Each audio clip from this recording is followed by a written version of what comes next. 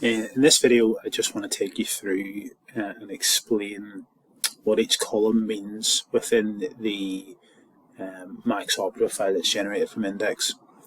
So ultimately, when an order is picked and confirmed back on the delivery screen, and we generate the Max Opera report within Index, if you were to open up that Excel or CSV file, this is ultimately what you'd be presented with. And I just want to explain what it all means. So within column A, you have the order reference. Order reference is basically made up of the 6-digit account number for the customer, along with the delivery date. So in this example, the account number is 2BA1C. You'll see the order reference is 2BA1C with the delivery date of Christmas, 25th of the 12th, 2022. Column B is just the Linus account number.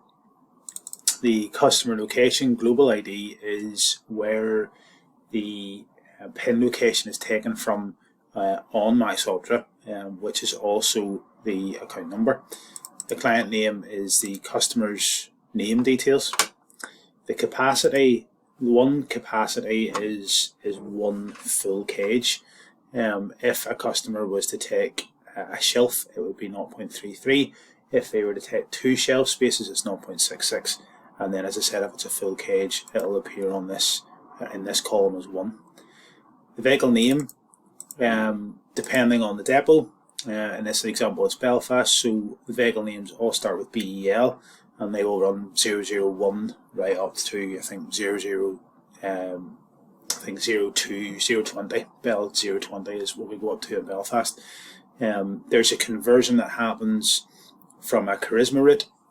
So if we had a route that was MOBC1, which would be the city centre in Belfast, there would be a conversion that happens within Index that creates these route names, and I will share the master route codes on the SOP app under Max Opera as well, if you ever need to see what the Charisma route code converts into.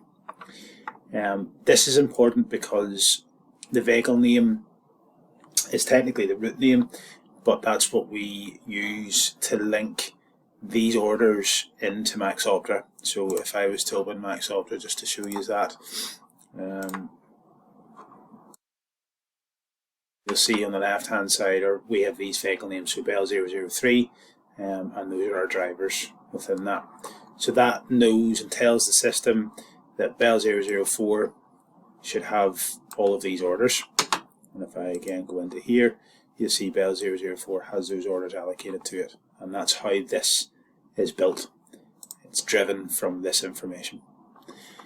The sequence is the delivery sequence for that customer. So if I was to put a filter on here and go smallest to largest and just select Bell 4, for example, this would be the delivery sequence that driver has to deliver in. And that's how he will see that as handheld.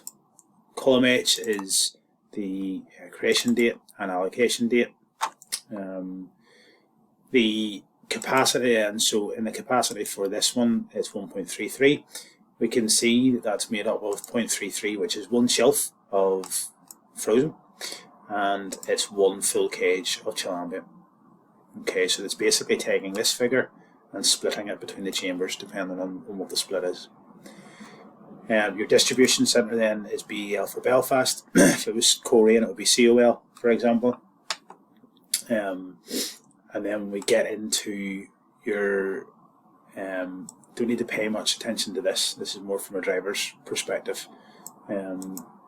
This then are the locations that a driver needs to scan. So these are the label barcodes.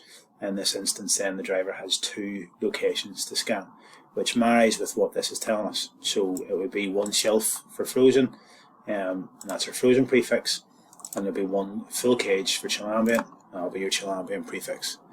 Now, one of the most important things when you are uploading this or copying and pasting it anywhere is to actually scroll along all the way to the side here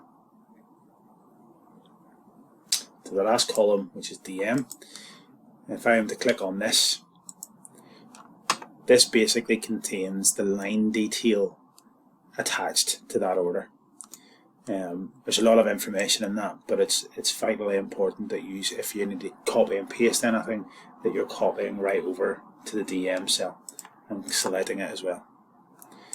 So that's a small introduction and explanation of what each column means within this, and I'll create, as I said, a couple more videos then to help you along with it.